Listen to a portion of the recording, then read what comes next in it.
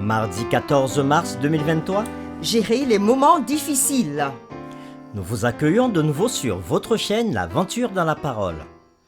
Peut-être que vous nous écoutez le matin Ou encore l'après-midi. ou encore le soir. Mais quelle que soit l'heure qu'il fait chez vous en ce moment, Nous souhaitons que Dieu vous accorde paix et grâce pour ce jour. et nous vous invitons à participer avec nous en cliquant sur le pouce et en vous abonnant pour recevoir les notifications, en laissant des commentaires sur ce que vous avez compris et appris et en partageant le lien avec vos connaissances.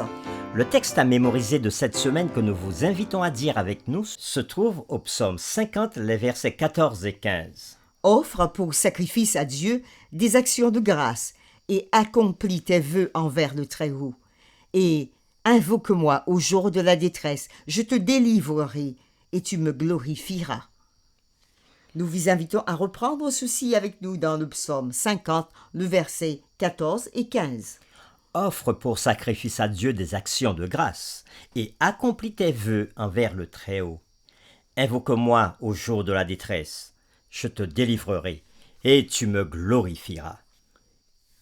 Y a-t-il des expériences que vous avez vécues ou les autres ont vécues qui ont enseigné la leçon que Dieu contrôle entièrement tout et fait tout concourir à votre bien?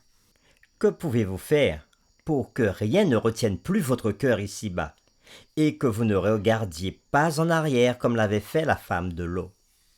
Les réflexions de cette semaine nous aideront à répondre à ces questions et aujourd'hui, nous le ferons avec la séquence Est-il temps de simplifier votre vie? Que devraient faire les croyants, les chrétiens, en réponse aux moments difficiles? Devons-nous nous replier dans un mode de survie? Non. En effet, c'est tout le contraire qui est vrai.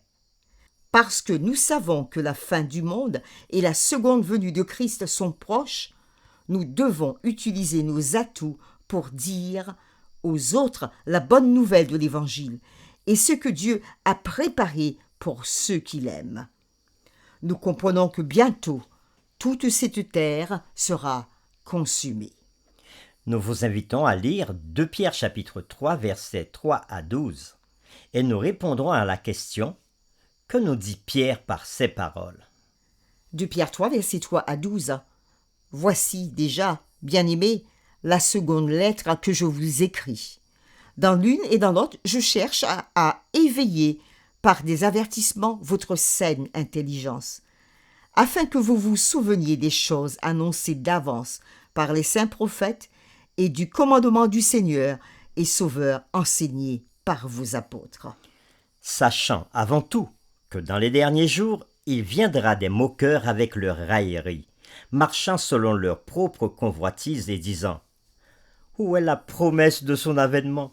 Car depuis que les pères sont morts, tout demeure comme dès le commencement de la création.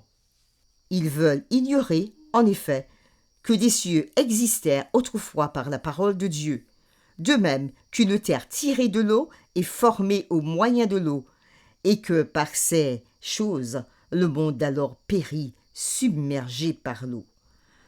Tandis que, par la même parole, les cieux et la terre d'à présent sont gardés et réservés pour le feu, pour le jour du jugement et de la ruine des hommes impies. Mais il est une chose, bien-aimée, que vous ne devez pas ignorer. C'est que devant le Seigneur, un jour est comme 1000 ans, et 1000 ans sont comme un jour. Le Seigneur ne tarde pas dans l'accomplissement de la promesse comme quelques-uns le croient, mais il use de patience envers vous, ne voulant qu'aucun périsse, mais voulant que tous arrivent à la repentance. Le jour du Seigneur viendra comme un voleur. En ce jour, les cieux passeront avec fracas, les éléments embrasés se dissoudront, et la terre avec les œuvres qu'elle renferme sera consumée. Puisque donc toutes ces choses doivent se dissoudre, quelles ne doivent pas être la sainteté de votre conduite et votre piété, tandis que vous attendez et hâtez l'avènement du jour de Dieu, à cause duquel les cieux enflammés se dissoudront et les éléments embrasés se fondront. Mais nous attendons, selon sa promesse, de nouveaux cieux et une nouvelle terre où la justice habitera. Après lecture de ce texte qui se trouve dans 2 Pierre chapitre 3 à partir du verset 1 jusqu'au verset 13, que nous dit l'apôtre Pierre par ces paroles? L'apôtre Pierre nous dit ici qu'à la fin des temps, il y aura des moqueurs, des personnes qui viendront et qui se moqueront de ceux qui croient en Jésus et en son retour. De même qu'ils ne croient pas au déluge. Ils ne croient pas non plus au retour de Jésus. Et c'est ce que nous vivons maintenant. Beaucoup de personnes, des scientifiques se mettent à rire lorsque nous parlons d'un retour prochain de Jésus. Et nous comprenons de la parole de Dieu que Dieu n'enverra pas de camionnette pour emmener nos affaires au ciel. Tout sera consumé dans le feu de destruction finale, lorsque toutes les traces de péché et de mal, à l'exception des cicatrices sur les mains de Christ, seront détruites à jamais. Alors que devrions-nous faire de nos biens? Notre vie est très courte à l'échelle de l'histoire du monde, et encore plus courte à l'échelle de l'éternité. Nous vivons environ 60, 80 ou 100 ans si nous avons de bons gènes et une bonne pratique de santé. Mais cela n'est rien par rapport à l'éternité. Alors, que devrions-nous faire? Et nos biens? Oui, en tant que croyants, nous sommes appelés à faire confiance à Dieu et à ne pas compter sur des biens passagers, parce que tout ce que nous avons périra au jour du retour de Jésus. Et en tant que croyants, nous devons toujours vivre dans la lumière de l'éternité.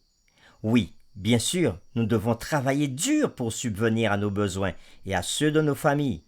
Et si nous avons été bénis avec la richesse, il n'y a rien de mal à en jouir maintenant, à condition que nous ne devenions pas avides de ce que nous possédons, et à condition que nous ne cessions pas d'être généreux à l'égard des nécessiteux.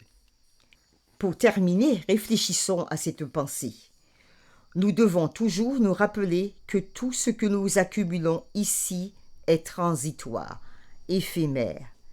Et si nous ne faisons pas attention, cela a le potentiel d'être spirituellement corrupteur. Nous vous invitons à prier avec nous. Seigneur Dieu, toi qui es au ciel, toi qui connais l'avenir, nous te louons et te bénissons pour cette promesse que tu nous fais, que Jésus reviendra bientôt pour mettre fin à ce monde de péché. Nous savons que lorsque nous obtenons de toi des bénédictions, des richesses, nous ne pouvons pas compter dessus, car l'apôtre Pierre nous dit dans ta parole qu'au retour de Jésus, tout ce que nous possédons disparaîtra. Non pas parce que ce que tu nous as donné n'était pas de bonnes choses, mais parce que tu as encore de meilleures choses pour nous. Des choses qui ne sont même pas montées à nos pensées et à nos cœurs. Parce que tout ce que tu nous as promis sera grandiose, sera bien plus beau que ce que nous possédons sur la terre. Merci déjà pour cette espérance que tu nous donnes. Aide-nous à considérer en ce jour les biens que nous avons pu gagner avec la force et la santé que tu nous as donnés.